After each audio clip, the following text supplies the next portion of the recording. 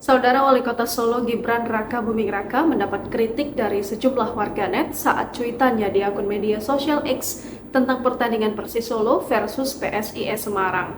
Meski sempat mengimbau para penonton untuk tertib, Gibran justru mendapat serangan dari seorang warganet yang mengingatkannya pada peristiwa Kanjuruhan. Cuitan Wali Kota Solo Gibran Raka Buming Raka kerap jadi bahan keriuhan media sosial X. Hampir setiap pembahasannya selalu dibanjiri netizen. Baru-baru ini Gibran berturut-turut berkomentar tentang pertandingan Persis Solo versus PSIS Semarang.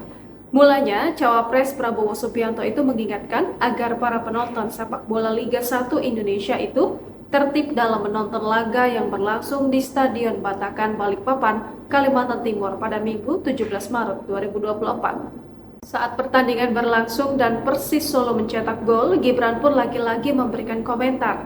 Kegirangan putra sulung Presiden Joko Widodo itu tampaknya tak membuat semua orang senang. Bahkan ada netizen yang melabrak Gibran yang kerap membahas sepak bola. Lantas Gibran Raka Buming pun membalas komentar keras dari netizen tersebut dengan gayanya meminta maaf.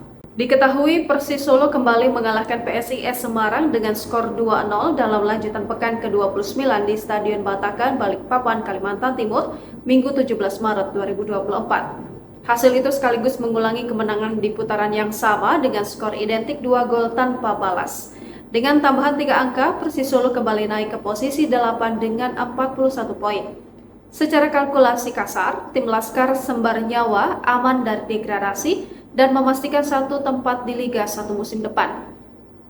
Tak hanya itu, kemenangan ini semakin mendekatkan Rian Miziar dan kawan-kawan ke zona Championship Series. Persis hanya berjarak 5 poin dari Madura United di peringkat keempat. Download Tribun X sekarang, menghadirkan lokal menjadi Indonesia.